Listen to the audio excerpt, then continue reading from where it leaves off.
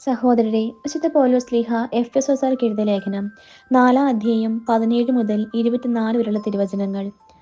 കർത്താവിൽ ഞാൻ നിങ്ങളോട് ഉറപ്പിച്ചു പറയുകയും സാക്ഷ്യപ്പെടുത്തുകയും ചെയ്യുന്നു, നിങ്ങൾ ഇനിയൊരിക്കലും വ്യർത്ഥചിന്തയിൽ കഴിയുന്ന വിജാതീയരെ പോലെ ജീവിക്കരുത്. ഹൃദയകാഠിന്യ നിമിത്തം അജ്ഞത ബാധിച്ച അവർ ബുദ്ധിയിൽ അന്ധകാരം നിറഞ്ഞ് ദൈവത്തിന്റെ ജീവനിൽ നിന്ന് അകറ്റപ്പെട്ടിരിക്കുന്നു.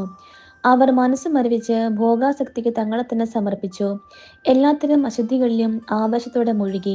പക്ഷേ ഇതല്ല നിങ്ങൾ ക്രിസ്തുവിൽ നിന്ന് പഠിച്ചത്. നിങ്ങൾ യേശുവിനെക്കുറിച്ച് കേൾക്കുകയും സത്യം തന്നിലായിരിക്കുന്നത് പോലെ തന്നെ അവൻ നിങ്ങളെ പഠിപ്പിക്കുകയും ചെയ്തിട്ടുണ്ടല്ലോ.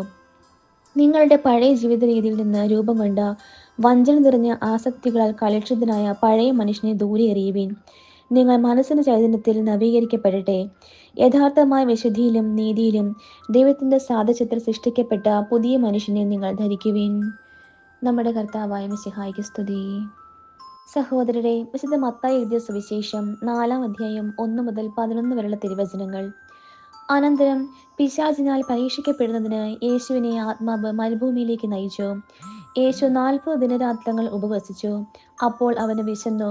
പ്രലോഭകൻ അവനെ സമീപിച്ചു പറഞ്ഞു, നീ ദൈവപുത്രനാണെങ്കിൽ ഈ കല്ലുകൾ അപ്പമാകാൻ പറയുക. അവൻ പ്രതിവദിച്ചു, മനുഷ്യൻ അപ്പം കൊണ്ട് മാത്രമല്ല, ദൈവത്തിന്റെ നാവിൽ നിന്ന് പുറപ്പെടുന്ന ഓരോ വാക്കുകൊണ്ടുമാണ് ജീവിക്കുന്നത് എന്ന് എഴുതപ്പെട്ടിരിക്കുന്നു.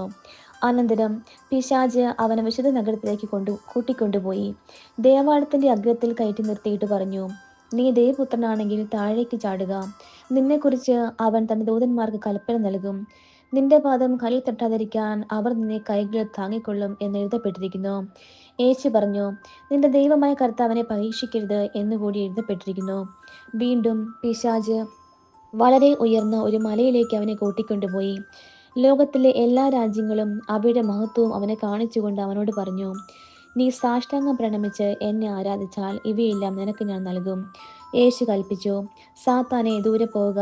എന്തെന്നാൽ നിന്റെ ദൈവമായ കർത്താവിനെ ആരാധിക്കണം, അവിടത്തെ മാത്രമേ പൂജിക്കാവൂ എന്ന് എഴുതപ്പെട്ടിരിക്കുന്നു. അപ്പോൾ പിശാച് അവനെ വിട്ടുപോയി. ദൂതന്മാർ അടുത്തു വന്ന് അവനെ ശുശ്രൂഷിച്ചു. നമ്മുടെ കർത്താവായ മിശിഹായ്ക്ക് സ്തുതി.